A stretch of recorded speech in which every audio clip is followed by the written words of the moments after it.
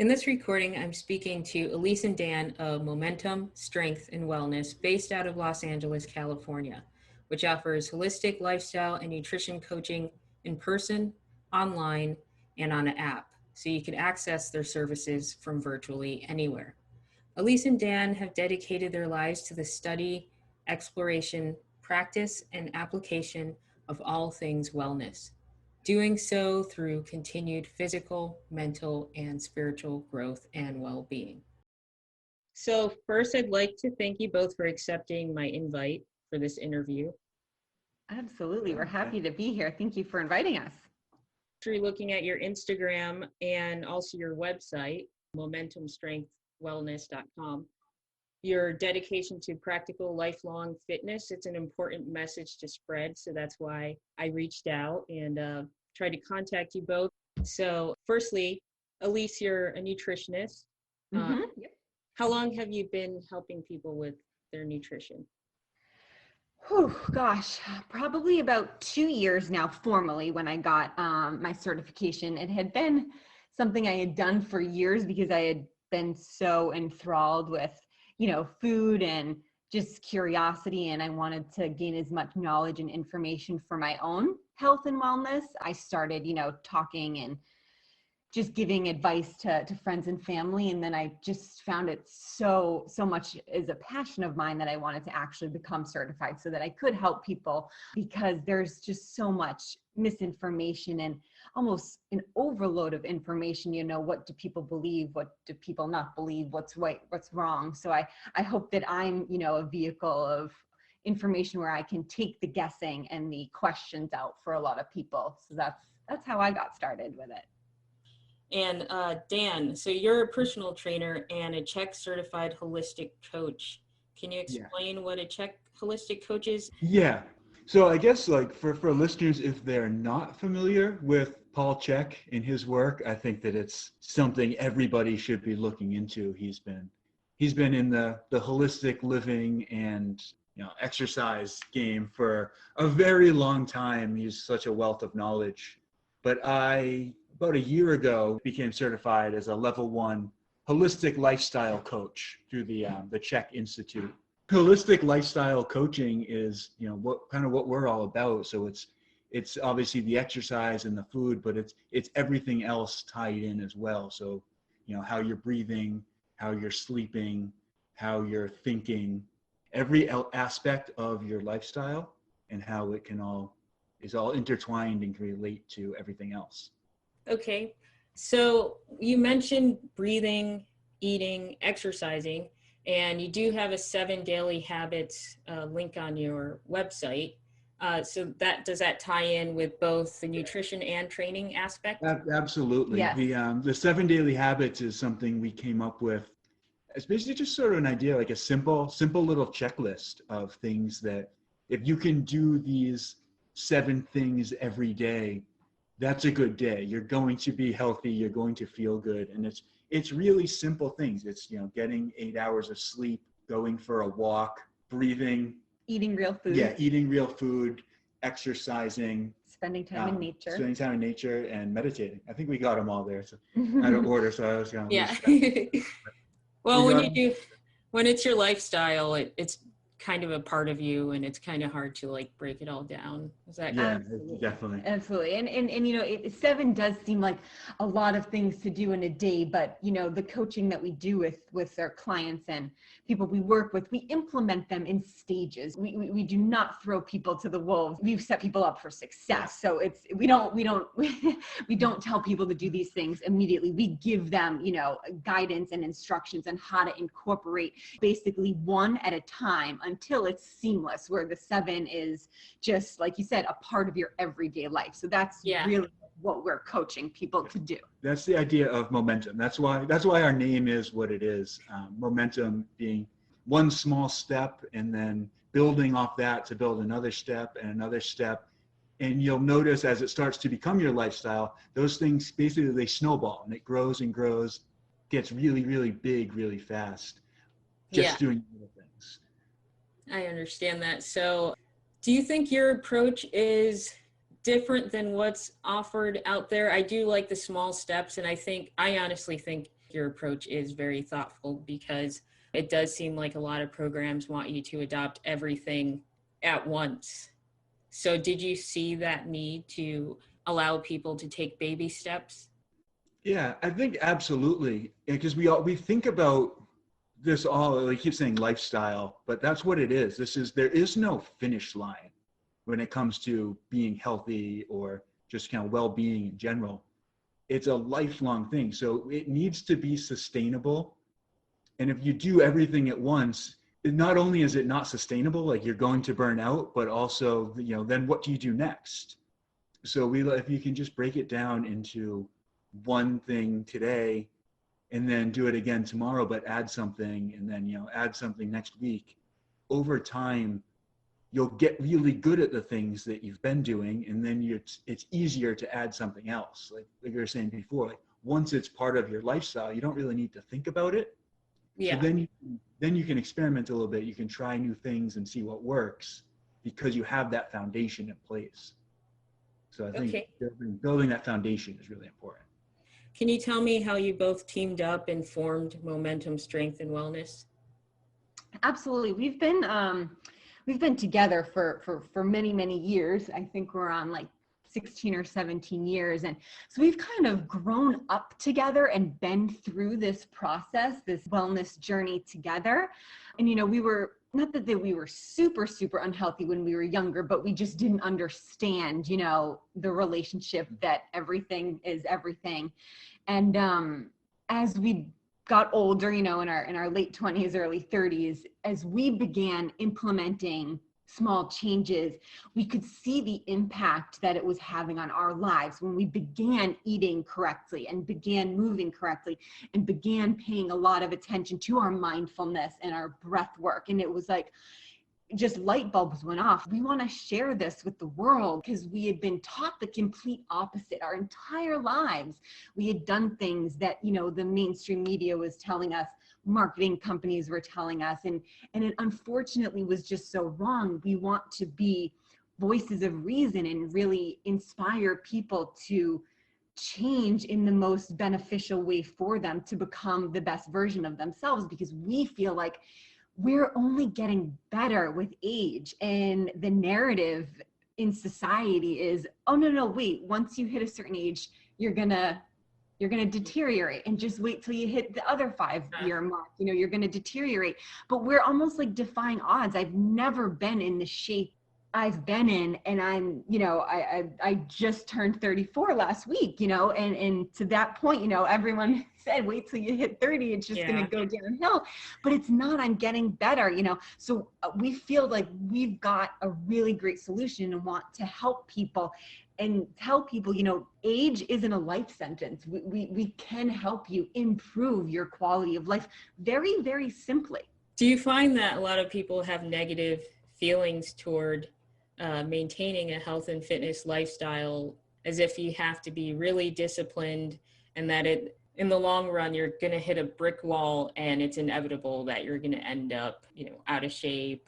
And totally, like almost everybody gets nervous that they're going to hit that plateau, right? Yeah, absolutely. It's the fitness industry in general is like, I think built in a way that, it's the idea of convincing people that they aren't good enough, and that the solution is, buy this thing or buy this workout program, this gym membership, this diet. And that system doesn't work. It's basically like teaching people to punish themselves until they're healthy or until they look the way they want to look. And I don't, neither of us think that you can't punish yourself or like hate yourself into being the best version of yourself, being healthy, whether aesthetics is important to you or your focus is more on health. I think the industry is kind of set up in a way that it's, selling you a product that you probably don't need, and then it works for a little while and then it doesn't work, and then we've kind of normalized failure and dis-ease and aging as sort of like what is expected. Yeah, I've definitely seen a lot of that in the industry. So, have either of you fallen into any of those traps, either with exercise or with nutrition? Oh Yeah, yeah, yeah, we both I totally. think went through phases of it. If you Yeah, can start. I definitely did firsthand. I mean, I jumped right on the Beachbody train when I was, gosh, this is maybe like 10 years ago. And I do need to commend them. They're not a horrible company, of course. Mhm. You know, they do want to promote a healthy lifestyle for sure. You know, all of the programs that they offer, either, you know, 30, 60, 90 days. And I did them. I did several. And again, like had Dan mentioned, they all have an end date.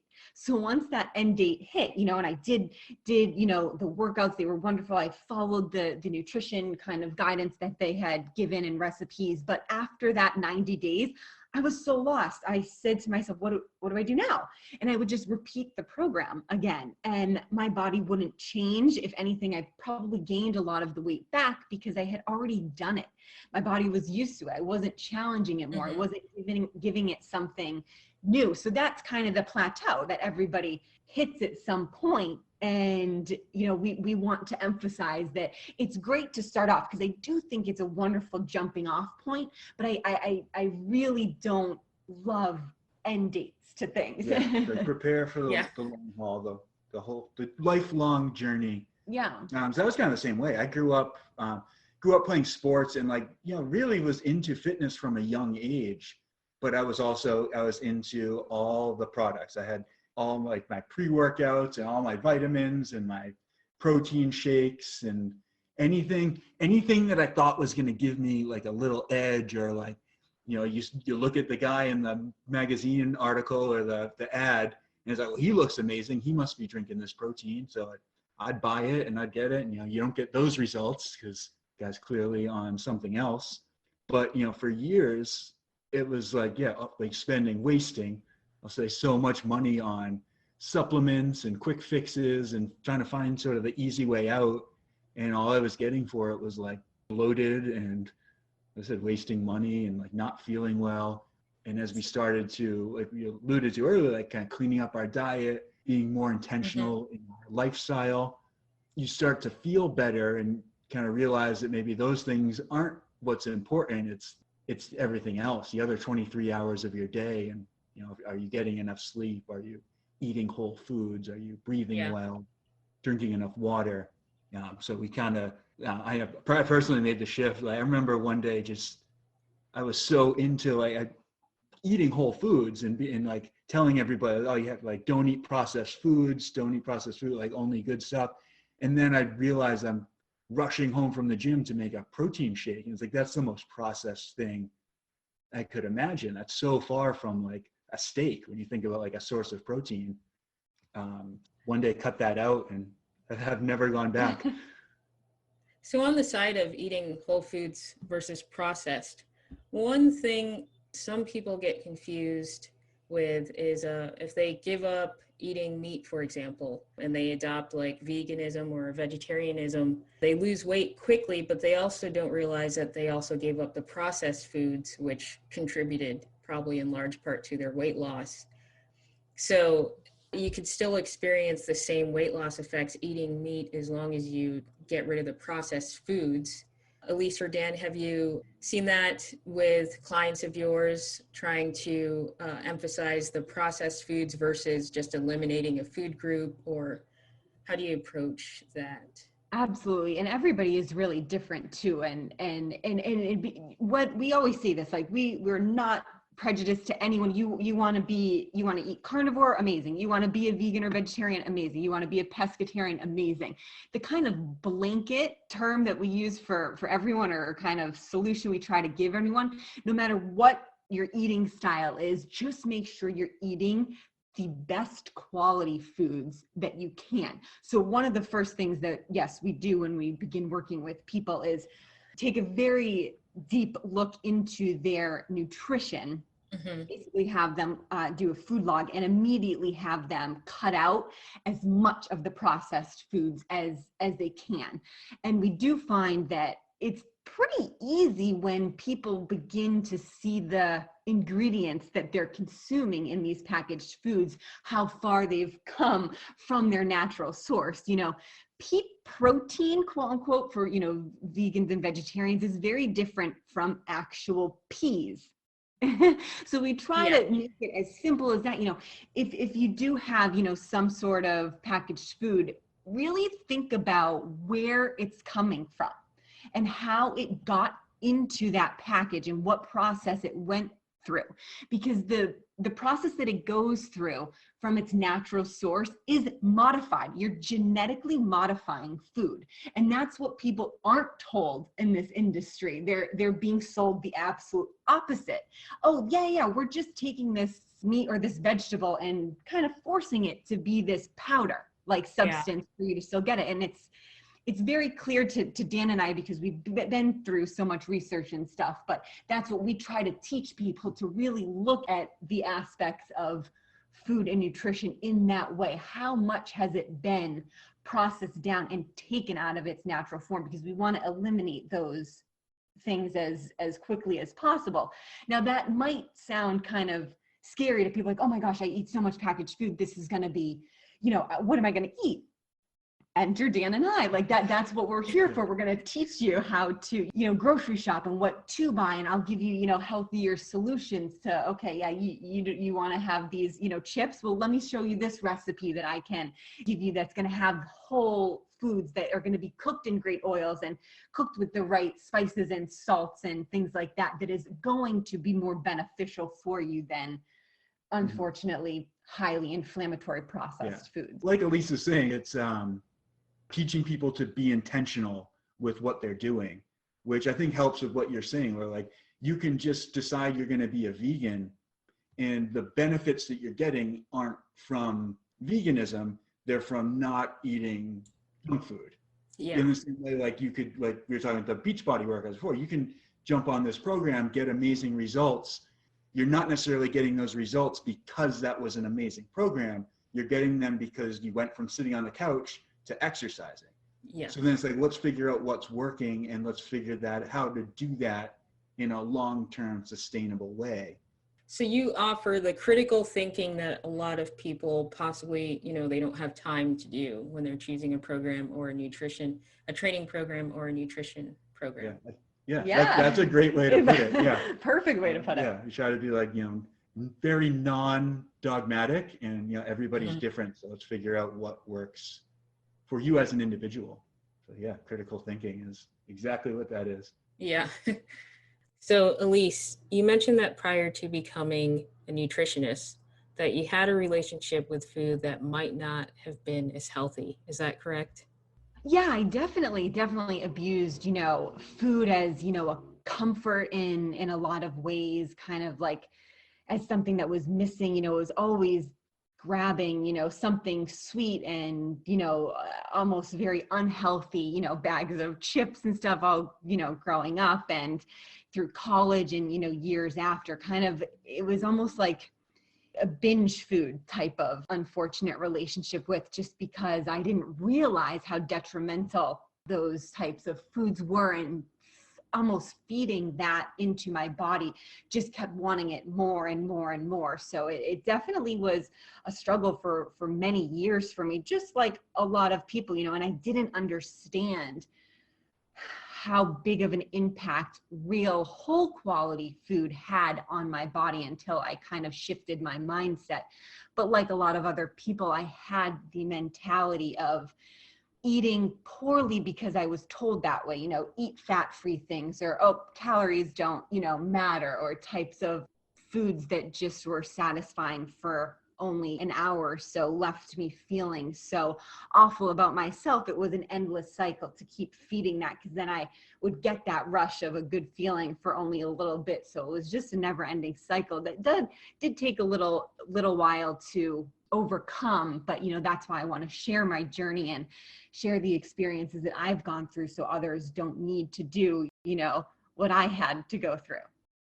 So for those who believe that eating healthfully every day is a sort of self-punishment, and the ones who say things like you only live once, so why not eat what you want, Can you explain the reality of day-to-day healthful eating to them and how it's sustainable and not depriving or unenjoyable? Absolutely. It's a great question. There's absolutely a process to it. You definitely need to, like we've been saying, think very intentionally of what you're eating and consuming. And that's what we're here to help with. But it's funny because, as we've worked with, people and speak to anyone, most people really don't know how badly they feel because it's been so normalized, and they put in junk food, processed foods, highly inflammatory oils, and not sustainable meats or vegetables. So it's very easy, once you can shift your mindset and commit to eating right,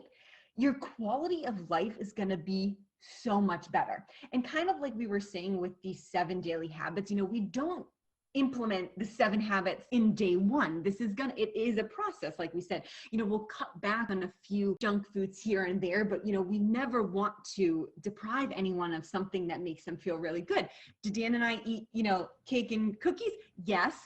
Very, very rarely, because we've changed, our taste buds and changed the gut microbiome within us. But that's a process. But once you begin that and start eliminating some of the sugars and cravings, they're going to get less and less. And what's going to happen is that you're going to have and feel so much better. Your energy levels are going to be up, and it's going to free you up to do other things, as opposed to being on this kind of sugar roller coaster, the up and down, never ending cycle of sugar cravings, where you're constantly feeling hungry and wanting more of something.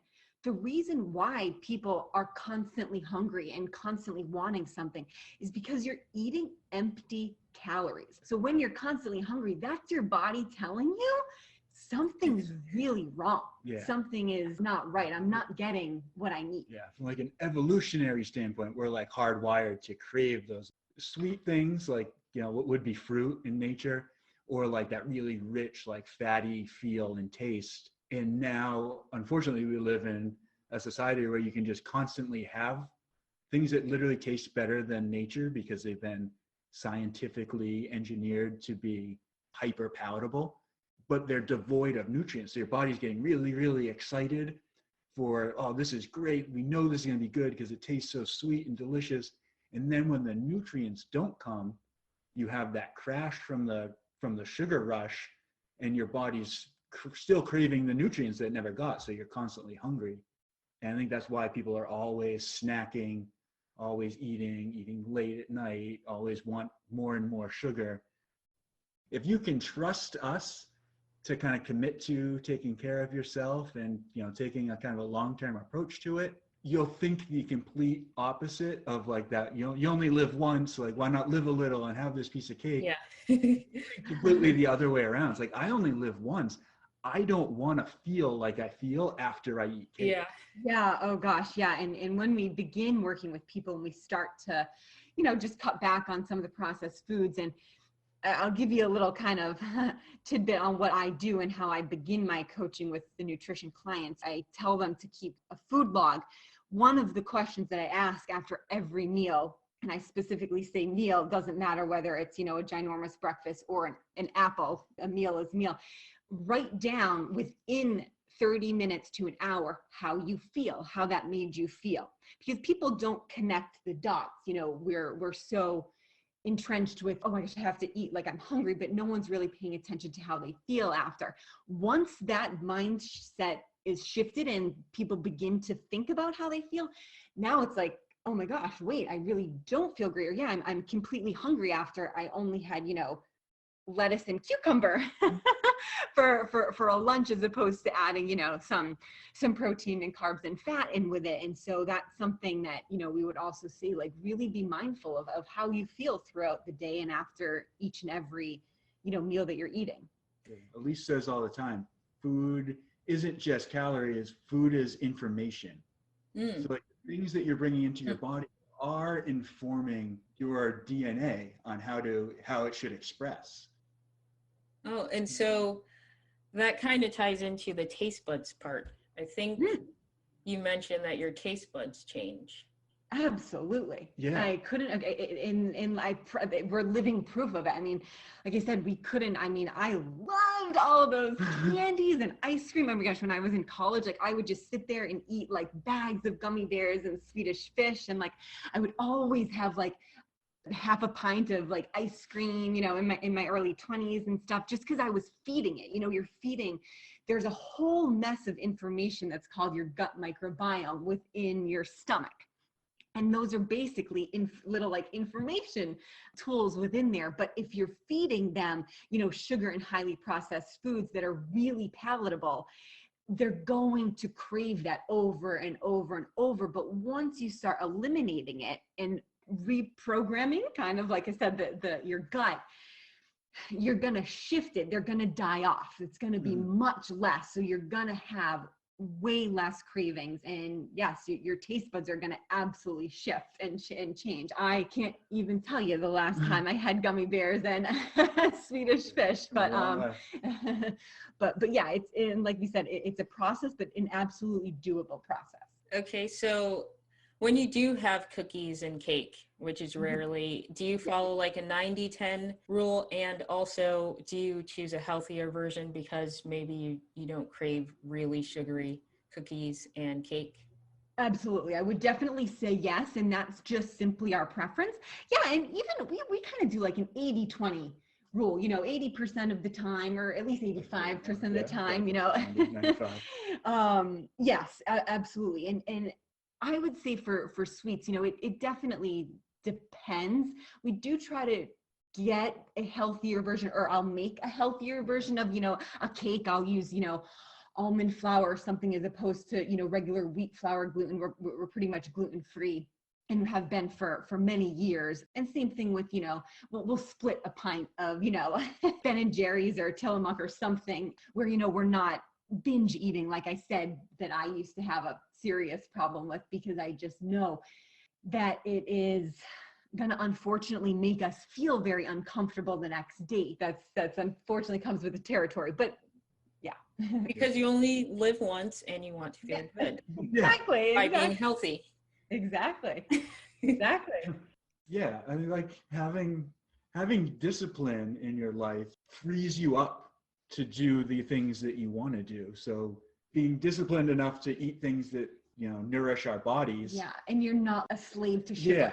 Yeah, exactly. You're not, like Elise was talking earlier about that sugar craving roller coaster where you're starving, then you eat something, then your energy spikes and you're jittery, then you crash and you feel terrible and you want to nap again.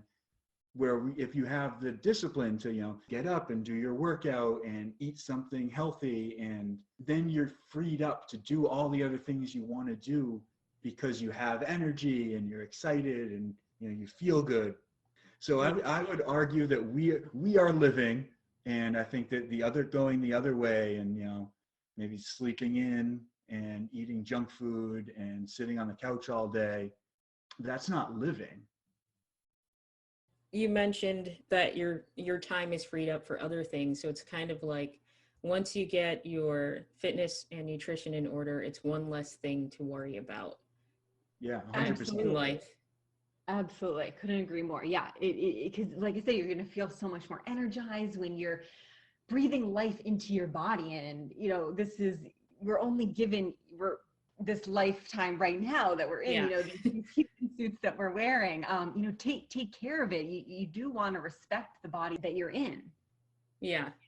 So moving on to exercise, it's kind of along the same lines as, you know, people saying you only live once, why don't you do what you want? Some people don't like exercise, but it's an inescapable truth that the human body requires regular exercise and daily movement for good health. So how would you help people get into the mode of exercising regularly? And would you say that it grows on people in your personal experience and from working with clients?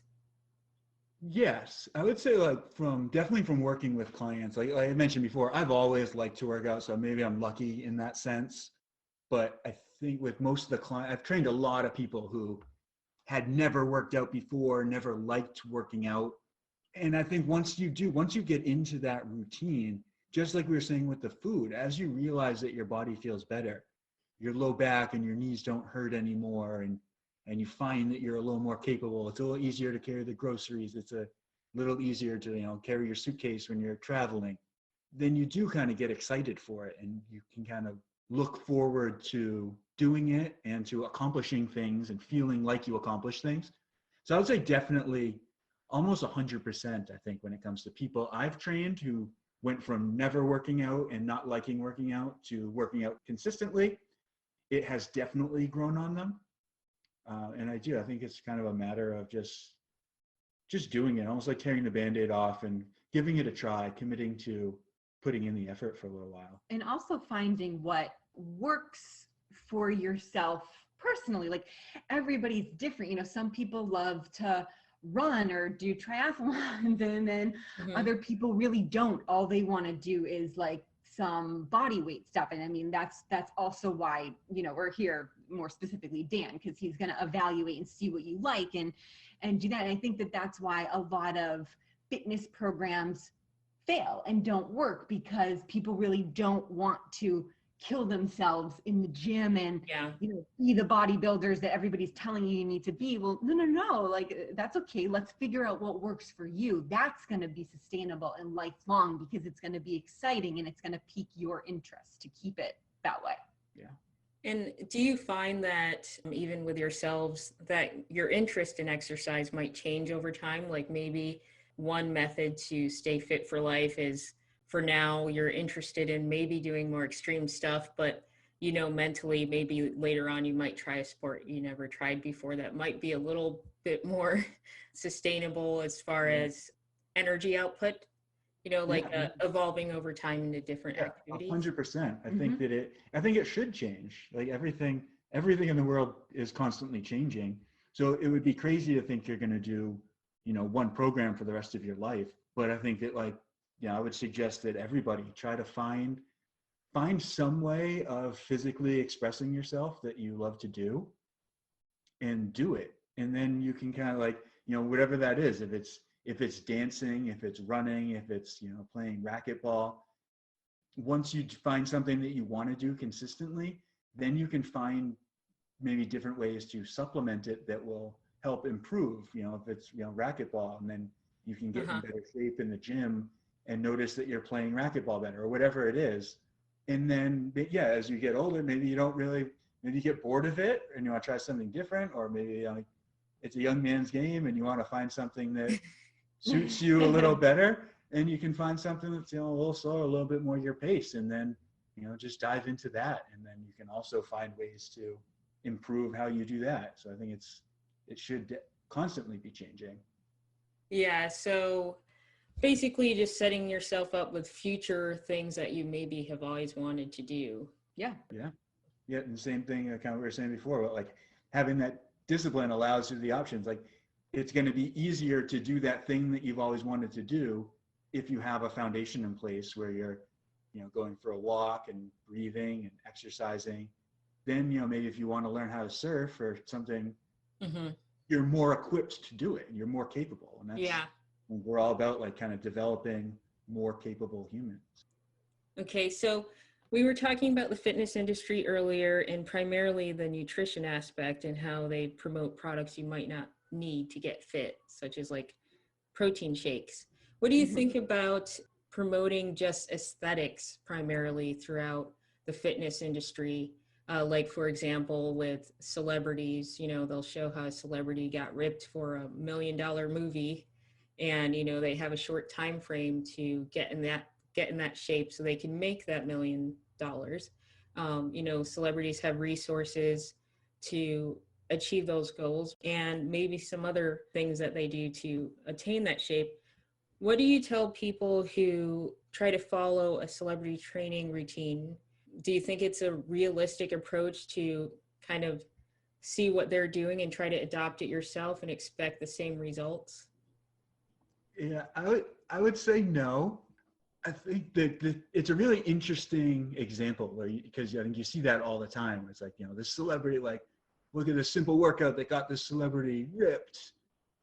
But it's that person is unique, and everybody is different. So first off, doing what worked for somebody else isn't necessarily going to work for you. And then when you look at, a celebrity, it's a very extreme example of that person is basically putting on a costume of being fit. It's very short-sighted, like they needed to rush and get into shape. And like you're saying, there's a lot of stuff going on behind the scenes.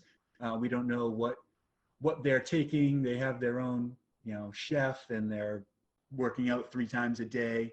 But it's also interesting that, you see these articles where it's like, how whatever actor gained 30 pounds of muscle to play this role. And then a year later, it's like Superman 2 comes out and the same actor needs to put on all this weight again. Like, that's clearly not a sustainable thing if they need to keep doing it. Definitely keep that in mind as well. Mm-hmm.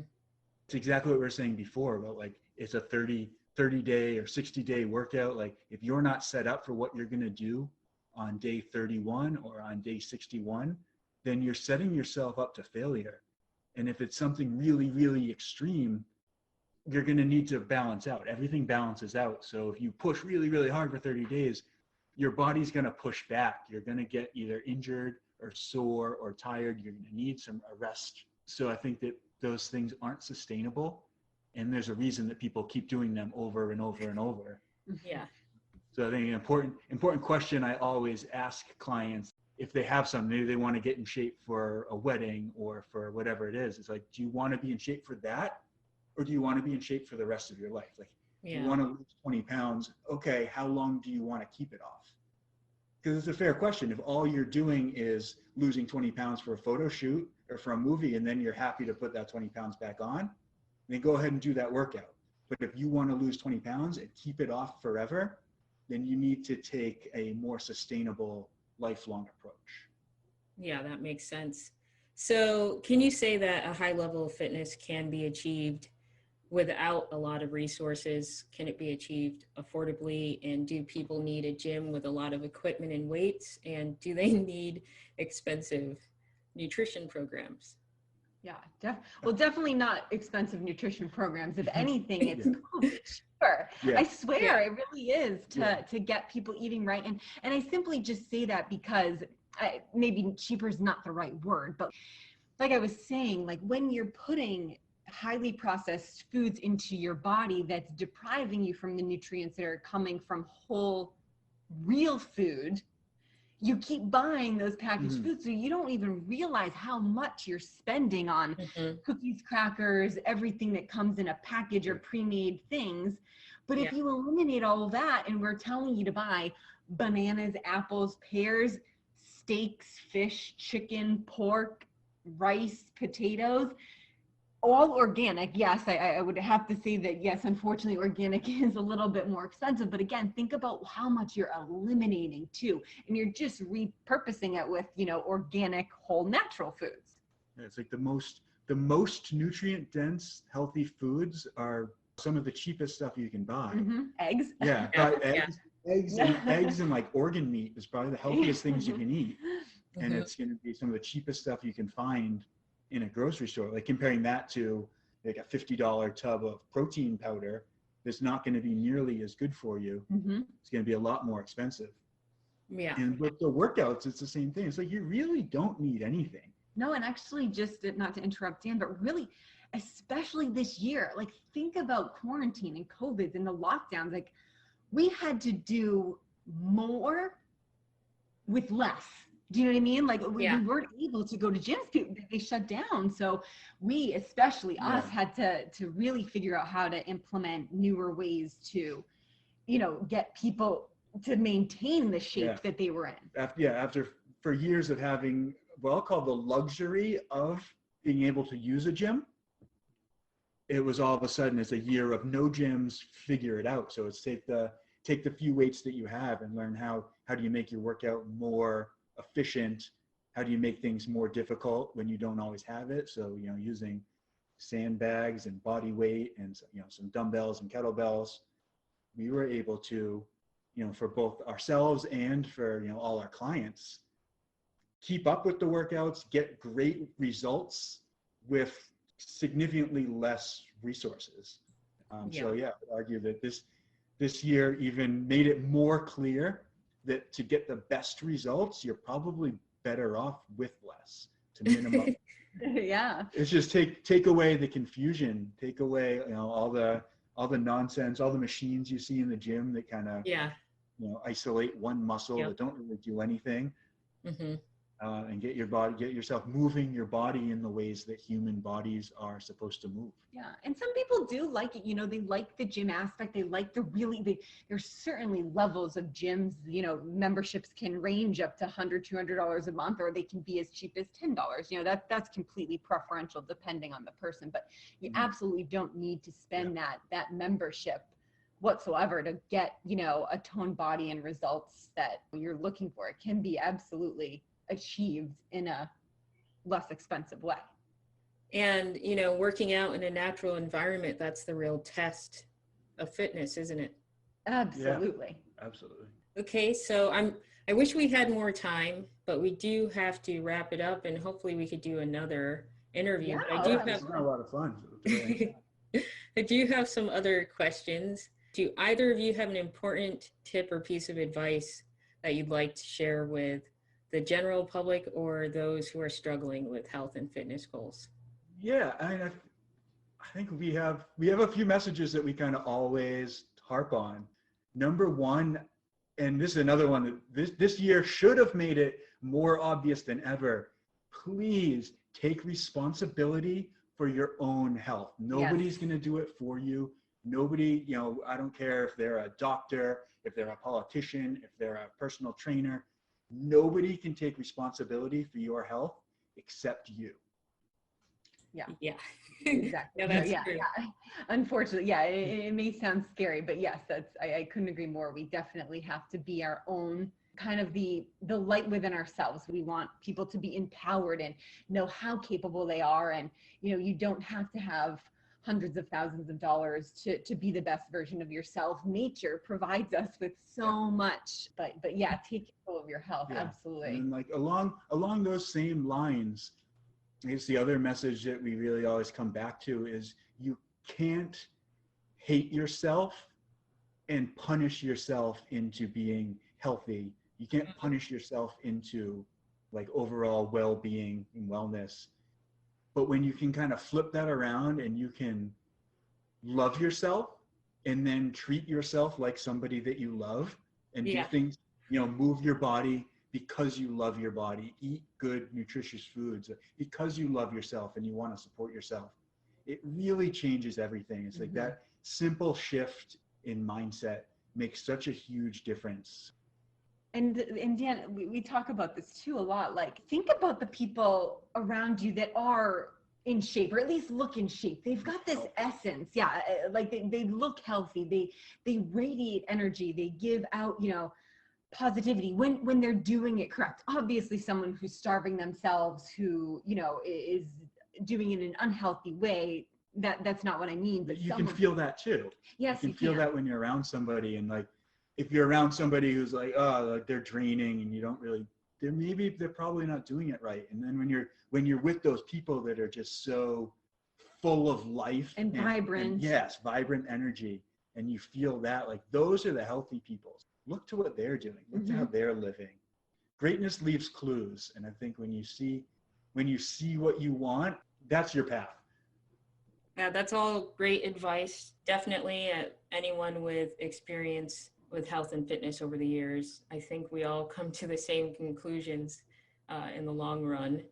To make sure everyone knows how to get in contact with you, you do have a guide on your website, momentumstrengthwellness.com. You also have your 7 daily habits, and you also have an app. So you're not just local, correct? Not local to California only. Yeah, so we're in Los Angeles, and we do work with some people in person, but so the majority of our business is online, and that's stuff that everybody can access from anywhere. So exactly what you said, momentumstrengthandwellness.com. And we do have that guide on there. So it's free. Talk about, is it affordable to work out? Do you need anything? It's a free guide there's 5 body weight workouts on there. So you can do them from anywhere. And then there's meal ideas for 5 days. And it's not just 5 meals, it's actually 15 breakfast, lunches, and dinner. So it's 5 days. meals. So yeah, so there's a lot there, and it's, you know, you can also get a sense of how we eat and how we approach eating for our clients. Again, you're going to see all whole foods on there in their basically natural state. And all of these workouts, as well as the meals, are under 25 minutes. We want to have it be very accessible for people that, you know, you don't have to spend an hour, 2 hours in the gym, and you also don't need to spend an hour or two in the kitchen. There's, again, no outsmarting, you know, nature and how it is. It doesn't have to be too time consuming. I was just going to say, beyond that guide, like we do also offer more in-depth coaching. Of course, yes. If that's something people want. And you mentioned the app. We have it's a subscription app, and you can get the link right on our website. It's $9.99 a month, and there's programs on there for everyone. So there's some body weight, like beginner programs. There's some really intense body weight programs. There's stuff you can do in the gym with, you know, barbells, dumbbells, kettlebells.